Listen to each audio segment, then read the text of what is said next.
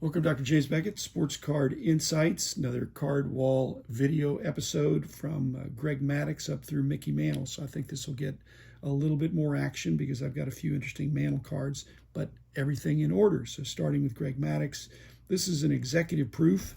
The reason you know it's an executive proof is because it doesn't say promo, it says XX, where the number would be. Those were sent out to various people in the industry, certainly the publishing companies that were showing what the cards look like. So they're small run and hard to get, but some people collect them, some people don't. But I do, and I like it, and I think I'll keep it up there because it's a really tough card. Because they're less than 50. It's XX out of 50, but they're not 50 XXs from my experience. Dominic Magliaro used to work at Upper Deck. This is the novelty card they put out celebrating the hole-in-one that he got. And I must have gotten this from Dom because I don't remember buying it. Maybe I traded him for one of my cards. I don't know.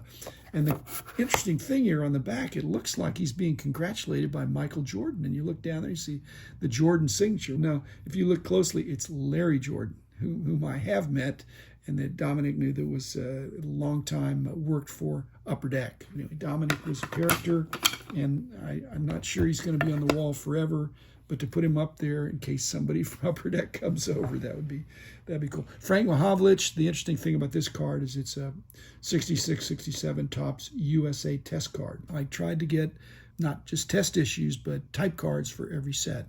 So one of my big mistakes, I should have gotten the Bobby Orr. That's worth more than all the others put together. 66, 67 test set, USA. Cale Makar, again, the Stars have beaten the Avs a little while ago, so I'm okay with this. I got this from a box from Upper Deck that was provided during, I think, the Chris Carlin regime. So thanks, Chris. Now he's over at Collectors. Saw him a couple weeks ago as well. But Cale Makar, a very strong defenseman. I wish the Stars had him.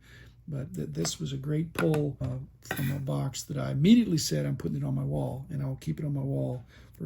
Karl Malone, one of my close friends, was his agent back in the day. This is very interesting because it has John Starks in the back, who has his own following, especially for a non-Hall of Fame. But my card wall is not really set up for two-sided cards. It's more vertical, less horizontal, and the two-sided, it's more tricky to blow. So I'll keep the card, but I'm not going to have it in my wall. Thanks, sponsors. Got the same sponsors I've always had. It's been 5 years now, so thank you. Moses Malone, I love this card, except I do not love the photography. It's a little bit blurry.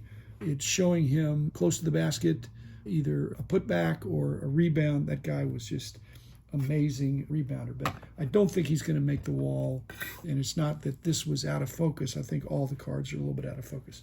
Archie Manning, if you think about Mannings, Archie, even though he's the patriarch, and he was great, he's about my age, but when you think of, hey, do you have a Manning card? You're thinking Peyton, even more so than Eli, certainly more than Archie, more than Danny, more than Ed, more than Matt, all these different Mannings, but still, it's a good card. I will keep that card. If somebody asks me, I can pull it out. Same thing with Eli. This is a press pass, which I don't love, but I've got a bunch of friends who went to Ole Miss, and they don't think it's bad. And this is the Peyton Manning card I'll probably use. Not one as rookie, but it's signed. Signature edition. But actually this card is a little bit tougher, and this is problematic as I have some of these cards, like Press Pass sometimes would send us the autograph card without the autograph, and then they put a sample on the back. And so what do I do with that? It's actually rarer than the autograph, but it's like incomplete or insufficient. So I don't make any excuses about that. It is what it is, but not everybody appreciates that. This is the card I've had on my wall since the beginning for Mickey Mantle. This was, again, a triple print, 58 Topps. It's autographed, and it's autographed enough that I'm not that concerned about the fading. It's not facing the window. And then just some other Mantle cards, the stand-ups. That's a good card. Here's a 1 of 1, and I think I got that in a lot from Huggins and Scott. There were just a whole bunch of new Mantle cards.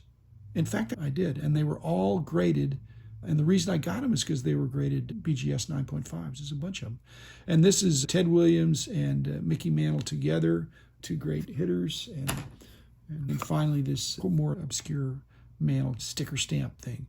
So I just collected interesting things and tried to catalog as best I could. So anyway, thanks everybody. My 52 Topps Mickey Mantle is not for public view. It's at the bank under lock and key in the vault. My version of the vault is a bank vault, safe deposit box. So you're not going to see that if you come over here, but I've got other Mantle cards that are nice too, but I'm a little too expensive to keep at the house. Thanks everybody. Back in tomorrow.